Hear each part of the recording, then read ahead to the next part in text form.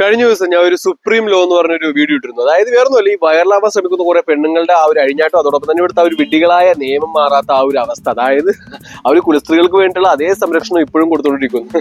കഴിഞ്ഞ ദിവസം ഞാൻ കുമ്പോൾ നോക്കുമ്പോൾ ഒരു പെൺകുട്ടി, ഞാൻ പറഞ്ഞില്ലേ പെണ്ണും ആണ് ഈക്വൽ ആവണം, ഞാൻ ഈ ഈക്വാലിറ്റിക്ക് എതിരൊന്നുമല്ല, പക്ഷെ നിയമങ്ങൾ അതും തുല്യം തന്നെ ആയിരിക്കും. അല്ലാതെ ഒരാൾക്ക് കൊല്ലാൻ വേണ്ടിയിട്ടോ അല്ലെങ്കിൽ ഈ പറയുന്ന വൈറലാവാൻ വേണ്ടിയിട്ടും ഈ പറയുന്ന വേറൊരു ഡോളറിന് വേണ്ടിയുള്ള ഒരു കുടുംബം അദ്ദേഹം മരിച്ചു. അതായത് വേറൊന്നുമല്ല, ആ ഒരു പെണ്ണ് അങ്ങനെ നിന്ന് തന്നെ കൊടുത്തു. ആ ഒരു ആദ്യത്തെ മുട്ടിൽ തന്നെ ഒരു തറച്ചു നോട്ടം നോക്കി കഴിഞ്ഞു കഴിഞ്ഞാൽ അയാൾ പോകും, അയാൾ അപ്പുറത്തെ ജില്ല വരെ എത്തിയിട്ടുണ്ടാവും. പക്ഷെ ആ പുള്ളിക്കാരത്തി അങ്ങനെ നിന്നും ഇരുന്നെല്ലാം കൊടുത്തിട്ട്, എനിക്കും അറിയ പ്രായമല്ല, ഓക്കെ, നിന്നും ചിരിച്ചും കളിച്ചെല്ലാം കൊടുത്തു വെക്കുന്നു, അതോടൊപ്പം നല്ല രീതിയിൽ പ്രസംഗം ചെയ്യുന്നു. അപ്പൊ അയാൾ നോക്കുമ്പോൾ അയാൾക്ക് പോസിറ്റീവ് സൈനാണ്. ഓക്കെ, ആ ചെയ്തോ, എന്നെ ചെയ്തോ എന്നുള്ള പോസിറ്റീവ് സൈൻ അവിടെ നിന്ന് കിട്ടിയപ്പോൾ അദ്ദേഹം അത് ചെയ്തു. അത് ഏതൊരാളായാലും ചെയ്യൂലേ. അപ്പോ എന്നിട്ട് അത് വൈറലാവാൻ വേണ്ടി അവരിട്ടു. ഈ പറയുന്ന ആ വീഡിയോ കാണാം, ചിരിച്ചോണ്ടൊക്കെ നിൽക്കണം, ചിരിച്ചോണ്ടൊക്കെ അല്ലെ, ആ തൊട്ടോ എന്നെ തൊട്ടോ. അപ്പോ അങ്ങനെ നിന്നിട്ട് അദ്ദേഹത്തിന് അപ്പൊ ആ ഒരു വൈറലായതിനു ശേഷം ഭാര്യയും മക്കളും അമ്മ എല്ലാം കൊണ്ട് തൂങ്ങി മരിച്ചു. ഓക്കെ, മരിച്ചു.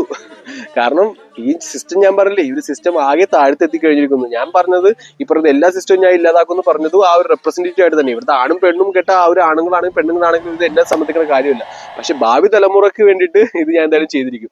കാരണം കഴിഞ്ഞ ദിവസം നോക്കിയപ്പോൾ ഇറച്ചിക്കടലിൽ ഒരു പെൺകുട്ടി ഇറച്ചി വെട്ടുന്നു. ഓക്കെ, ഇറച്ചി വെട്ടുന്നു, അതോടൊപ്പം തന്നെ പെണ്ണെല്ലാം മല കയറി കിടക്കുന്നു, ഈ തെങ്ങ് കയറി കിടക്കുന്നു. അപ്പൊ ഈക്വലായി കഴിഞ്ഞു. അപ്പൊ ഈക്വൽ ആകുമ്പോൾ നിയമവും ഈക്വൽ ആവണം, അതോടൊപ്പം തന്നെ എല്ലാവിധ സംരക്ഷണവും വേണം. അല്ലാതെ ഈ പറയുന്ന മൾട്ടിനാഷണൽ കമ്പനി ഇങ്ങനെ മോൾഡ് ചെയ്തുകൊണ്ടേ ഇരിക്കും. അപ്പൊ ആ മോൾഡിനൊപ്പം ഇവരിങ്ങനെ കിടന്നു കഴിയുമ്പോൾ ഇവിടെ കുറെ പേര് ആത്മഹത്യ ചെയ്യും, കുറെ പേര് നാണം കെടും, കുറെ പേര് ഇല്ലാതാകും. അങ്ങനെ ഇന്റർനെറ്റ് എന്നുള്ള ഒരു സാധനം അവർ ഉപയോഗിച്ച് ഏറ്റവും വലിയൊരു അപകടം ഉണ്ടായി കഴിഞ്ഞിരിക്കുന്നു. വരുമ്പോൾ ഇനി അതെല്ലാം പീക്ക് എത്തിക്കഴിയും, എല്ലാത്തിന്റെ ഏറ്റവും പീക്ക് എത്തിക്കഴിയും.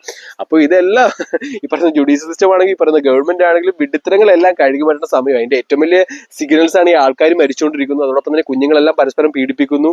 ഈ അവസ്ഥകളെല്ലാം എത്തിവിടും. അതോടൊപ്പം ഇപ്പൊ നരേന്ദ്രമോദി പറഞ്ഞിരിക്കുന്നു, നമ്മുടെ ലൈഫ് സ്റ്റൈൽ എല്ലാം ആകെ പ്രശ്നമായിട്ടുണ്ട്, എല്ലാവർക്കും അസുഖം തന്നെയാണ്.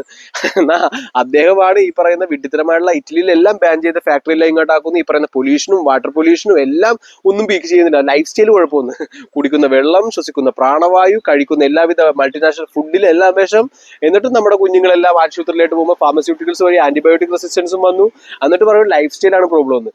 ഈ വേംസ് തന്നെയാണ് പ്രോബ്ലം. അതായത് അറിവില്ലാത്ത ആൾക്കാർ മുമ്പിൽ ഇരിക്കുന്നതുകൊണ്ട് തന്നെ ഈ വിഡ്ഢികളെ മുമ്പിൽ നിർത്തിക്കൊണ്ട് മൾട്ടിനാഷണൽ കമ്പനി ഒരു ബയോളജിക്ക് വാർ പീക്ക് എത്തിച്ചു കഴിഞ്ഞിരിക്കുന്നു.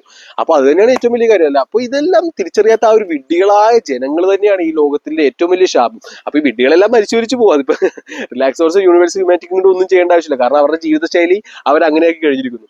അപ്പോൾ ഇതൊന്നും ചോദിക്കാതെയും പറയാതെ ഇരിക്കുമ്പോൾ എനിക്കിവിടെ ഒരു പെയിൻ വരും. അതോടൊപ്പം തന്നെ സമസ്ത സൃഷ്ടിയും ഇങ്ങനെ അടിയിലേക്ക് പോകുമ്പോൾ നരകത്തിലാകും. പിന്നെ കഴിഞ്ഞ ദിവസം ഞാൻ എന്റെ പിള്ളേരെല്ലാം ഇങ്ങനെ ഫോണിലും ഇതിലെല്ലാം ഇരിക്കുന്നതാണ്. 5-6 പിള്ളേരുണ്ട്, പക്ഷെ അവർ കളിക്കാനൊന്നും പോകില്ല, മൊബൈലിൽ തന്നെയാണ് അവരുടെ ലൈഫ്.